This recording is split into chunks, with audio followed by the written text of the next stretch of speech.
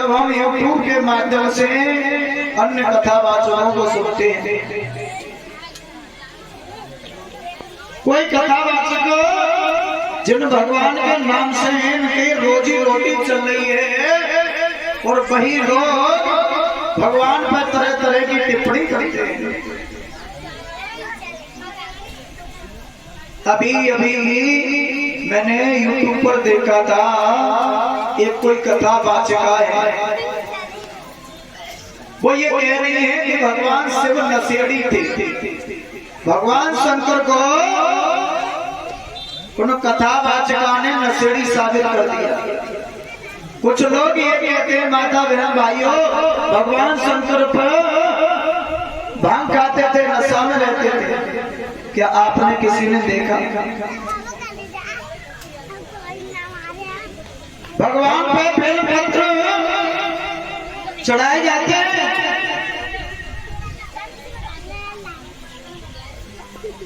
धतूरा चढ़ाया जाता है। भगवान ने ये सब क्यों किया, कभी इसके बारे में नहीं सोचा होगा।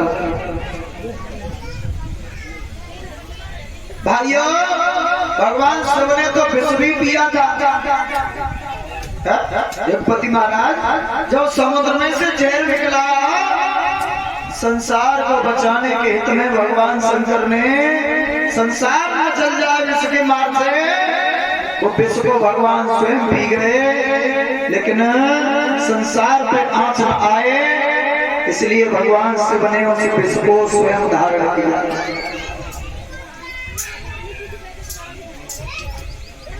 लेकिन आज के कथावाचक हारमोनियम बजाना सीख गए, साहब कथावाचक हो गए, भगवान पर टिप्पणी करने लगे।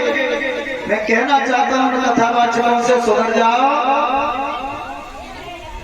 अन्यथा एक दिन वो होगा कि आपको कौड़ी के दिन कोई पूछेगा। जिन भगवान के नाम से हम लोग रोजी रोटी चल रही है, अगर हम अपनी भगवान पर टिप्पणी करेंगे तो कोई तो ऐसे मिल जाते हैं कि किसी दिन गद्दी से उतार के जूतों की मार मारेंगे। उन कथावाचकों को भी मेरा संदेश है यूट्यूब के माध्यम से, तुम ये टिप्पणियां कर रही हो भगवान शिव नशेड़ी थे, भगवान कन्हैया चोर थे, भगवान को माखन चोर कहा।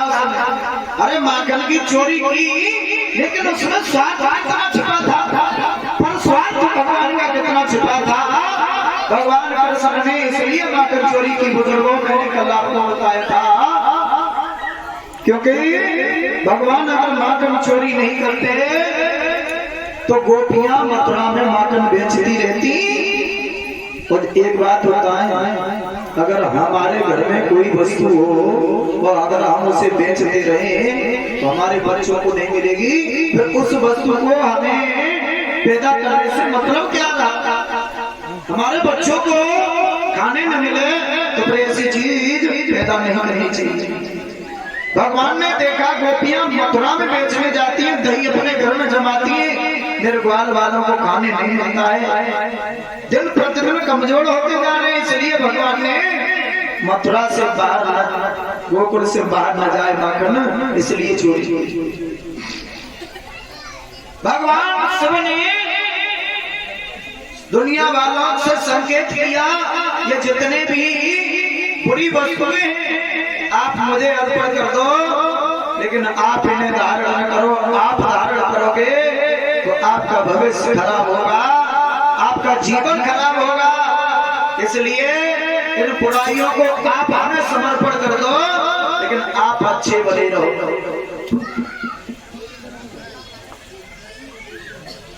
समुद्र मंथन में से इतना भयंकर जहर निकला था, अगर थोड़ा भी संसार के ऊपर गिर जाता तो ये संसार से जहर की ज्वाला में जल के राख हो जाता।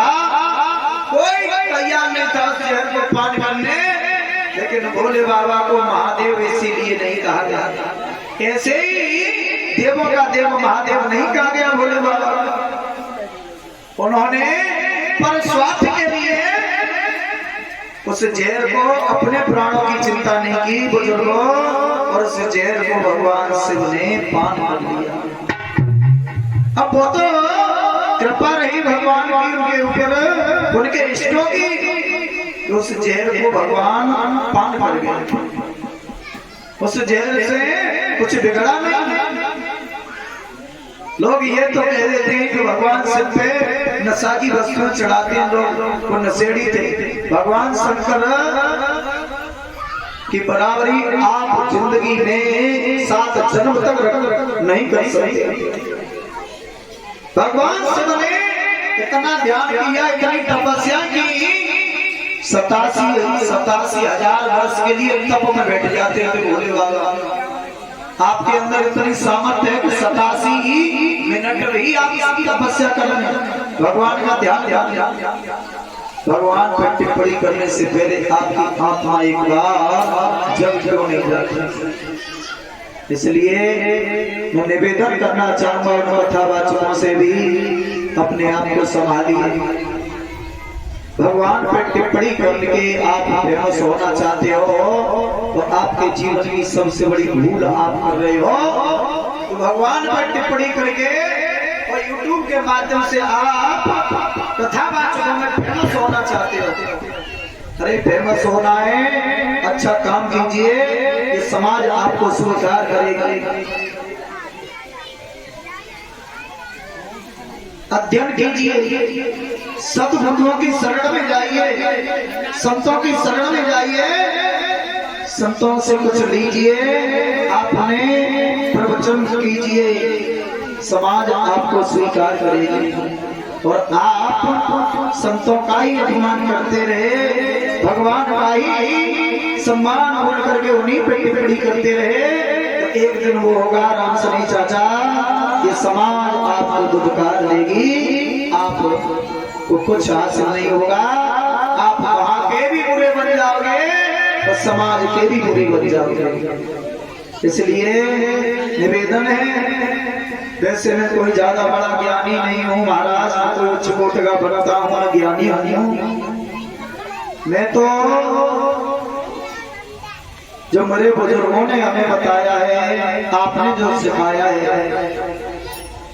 संतों ने जो सिखाया है, मैं तो एकमात्र वही कह रहा हूँ और ज्यादा कुछ नहीं महाराज। मैं अपने परमपूज्य गुरुदेव स्वामी समर्थ चैतन्य महाराज की क्लास का एक छोटा सा विद्यार्थी हूँ, जो अपने गुरुदेव की बताई हुई बातों को हृदय में धारण करके उन पर चलने का प्रयास कर रहा हूँ, मात्र इसके अलावा कुछ नहीं है।